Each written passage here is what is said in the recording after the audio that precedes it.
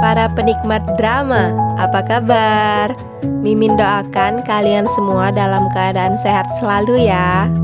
Di video kali ini, Mimin akan nge-review lagi drama Korea yang berjudul Moonshine. Pada penasaran kan dengan lanjutan ceritanya? Yuk simak cerita selengkapnya. Moonshine episode kedua. Dengan terpilihnya Namyoong menjadi nilai yang paling tinggi pada saat ujian pegawai kerajaan, klan Nam sangat berharap pada Namyoong untuk membawa nama keluarga mereka naik derajat. Saat sedang belajar, Namyoong terganggu oleh suara bising. Ternyata di luar, Roseo sedang membelah-belah kayu. Saat makan bersama, Namyoong menolak untuk makan di meja yang sama dengan perempuan. Namun, karena sudah lapar, akhirnya Namyoong ikut makan juga. Chunge dengan semangatnya makan, namun berbeda dengan Namyoong. Dia merasa tidak nyaman dengan Roseo. Roseo baru mengetahui ternyata Namyoong adalah seorang inspektur kerajaan. Roseo menjadi takut akan rahasianya membuat minuman alkohol akan terbongkar. Ketika memperkenalkan diri di depan putra mahkota, Namyoong kaget karena mengenalinya si pencuri kuda yang dia tendang kemarin. Dan putra mahkota mengancam secara halus kepada Namyoong bahwa dia harus berhati-hati dalam menjaga sikap. Tapi Namyoong balik mengancam si putra mahkota. Roseo meminta seorang wanita yang pernah ditemuinya di bandar judi untuk mencoba alkohol buatannya. Wanita itu pun menyukai rasanya. Tapi dia memperingatkan Roseo untuk hati-hati karena ini sangat berbahaya jika ketahuan. Tapi tetap saja Roseo ingin menjual alkohol itu untuk mendapatkan banyak uang. Karena tergiur uang, wanita itu pun jadi mau dengan tawaran Roseo. Saat Namyoong ke dapur, dia mencium bau aneh dan ingin memeriksa. Tapi Roseo keburu datang dan langsung mencurigai Namyoong. Saat Namyoong mencoba mengendus bau aneh itu lagi, seketika Roseo langsung menyirami Namyoong dengan air kotor. Namyoong kaget dan Roseo meminta maaf karena tak sengaja dan langsung membuka baju Namyoong untuk mencucinya. Tapi Namyoong kaget dan merasa akan diperkosa dan dia juga jadi takut dan meminta Chunge mencari tempat sewa yang lain. Seorang pria rela menghalalkan segala cara, termasuk membunuh orang itu jika dia menjadi saingannya dalam menjual alkohol. Dia ingin memonopoli pasar jual beli alkohol. Kita sebut saja namanya Raja Alkohol. Lalu, si putra mahkota memanggil inspektur larangan senior. Dia mempunyai misi rahasia untuknya. Roseo dan temannya pergi ke tempat penjual obat tradisional. Mereka mau menjual alkohol ke pedagang itu. Saat pedagang mencoba meminumnya, dia menyukai rasanya dan mau bekerja sama dengan Roseo.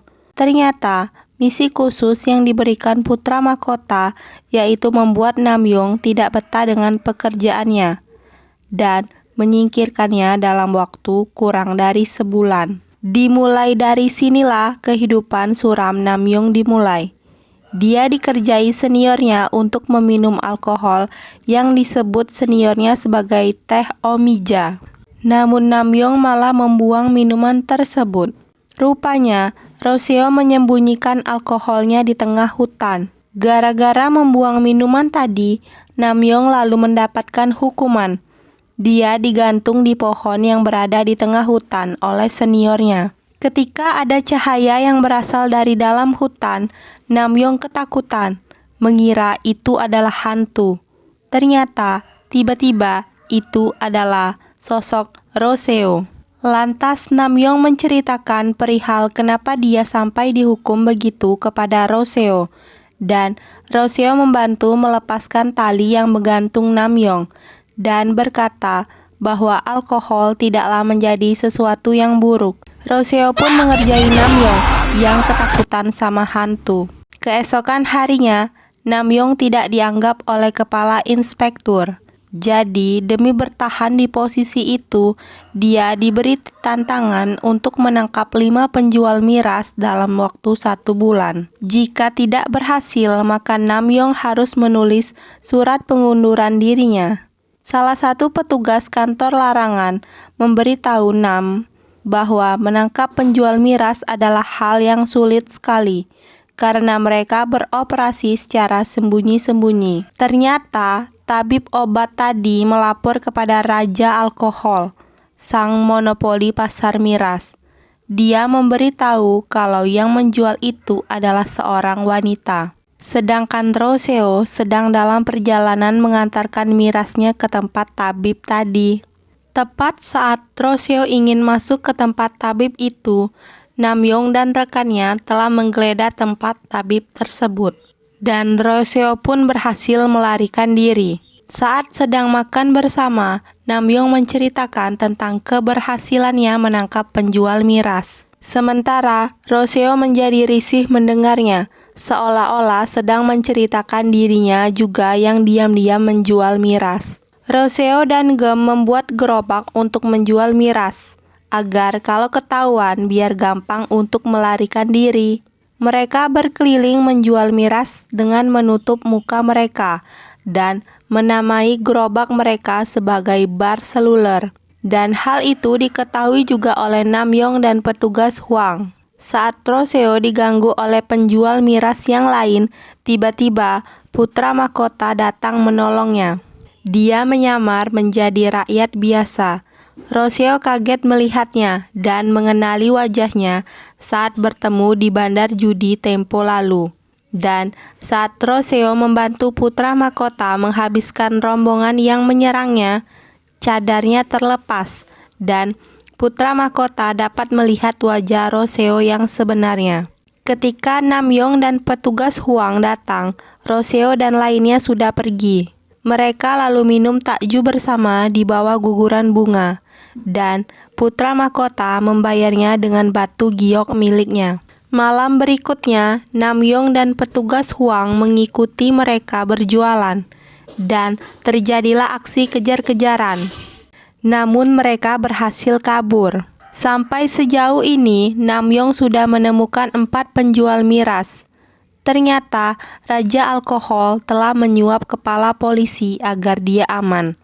Tapi dia meminta kepada polisi tersebut untuk memberantas bar seluler milik Roseo yang menjadi saingannya itu.